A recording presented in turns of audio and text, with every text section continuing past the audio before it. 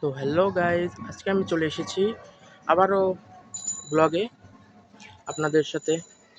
তো আমি আজকে আমাদের এই ঈশ্বরদীতে কর্মকাপাড়া আমাদের এই রথযাত্রায় এসেছি।